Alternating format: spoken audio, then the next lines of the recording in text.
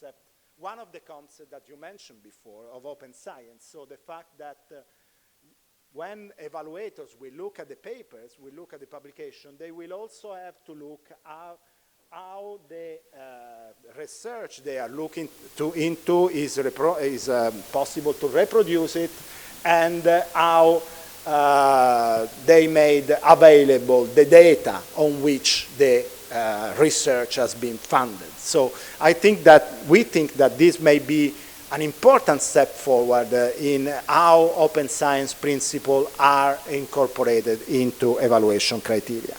And I think, maybe I'm mistaken, but I don't think that, I haven't seen such an explicit incorporation of open science criteria on, in other evaluation criteria of other evaluation agencies or funders. I'm going quite quickly on that, and I will say some words about, up until now I've mentioned what we have done so far, and I wanted to say something about what still has to be done. And in doing that, I also refer to the fact that you have mentioned before the Coalition for the Advancement of Research Assessment, COARA. AMBUR has been one of the first signatories agencies of COARA. We are part of COARA. And just last week, we published our action plan on the AMBUR website, so you can find it there. I don't know if the organizer will distribute our slides after this meeting, but the link to the action plan is in the COARA, is in the slides. So basically, I will say, to conclude my speech, a few words about what is the way forward. You can read the slides. I would like to stress something that I think is quite important, two things maybe. The one thing is that apparently is not so linked to the open science debate, but I think is very important. One of the critical points that we will have as a system, I think not only in Italy but everywhere, is the engagement of reviewers.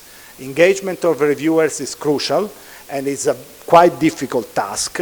And I think that, and we will try to develop a national database of reviewers in order to recruit them in an appropriate way. And the other thing is that I want to mention is the problem, the issue about the use of indicators in evaluation. We make use of indicators. I think that indicators may be of some help for evaluation, and of course they should never be used in an automatic way, but they should be used with the utmost care and in a responsible way. But even if you use them in a responsible way, there is still the problem, the issue that indicators are provided by commercial providers.